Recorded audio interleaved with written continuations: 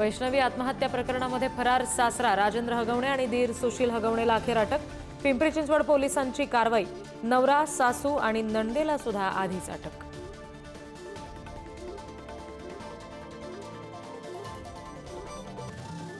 आरोपी राजेंद्र हगवणे आणि Sushil हगवणेच्या अटकेआधीचं CCTV footage समोर।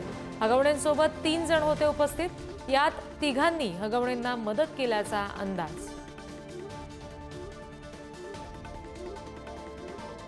उपमुख्यमंत्री अजित पवार आज वैष्णवीच्या आईवडिलांची सांत्वनपर भेट घेण्याची शक्यता।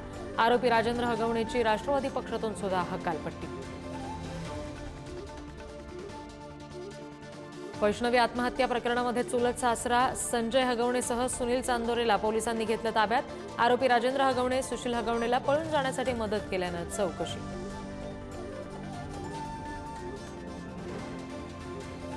वैष्णवीच्या आईवडिलांना बंदूक दाखवून धमकावणाऱ्या निलेश चव्हाण विरुद्ध गुन्हा दाखल। कसपटे कुटुंबीय बाळाला ताब्यात घेण्यासाठी गेले असता जीवे मारण्याची दिली होती धमकी।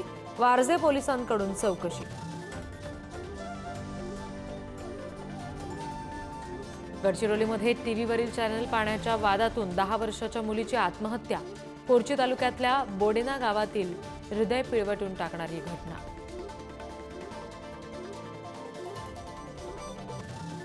इंदापूर एसटी स्टँडवर 2 गटात तुफान राडा।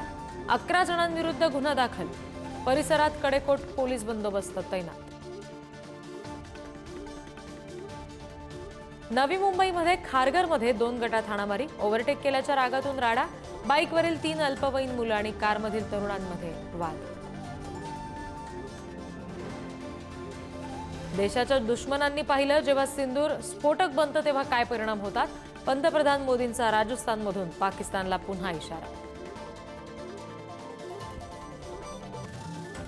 पाकिस्ताननं यापुढे दहशतवादी कारवाया केल्यास गंभीर परिणाम भोगावे लागतील। परराष्ट्र मंत्री एस जयशंकर यांचा इशारा।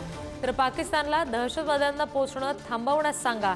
परराष्ट्र मंत्रालयाचे प्रवक्ते रणधीर जयस्वाल यांनी चीन आणि तुर्कीला सुनावलं।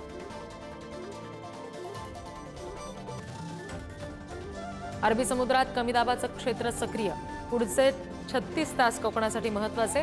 पश्चिम महाराष्ट्रात सुद्धा मुसळधार पावसाचा इशारा।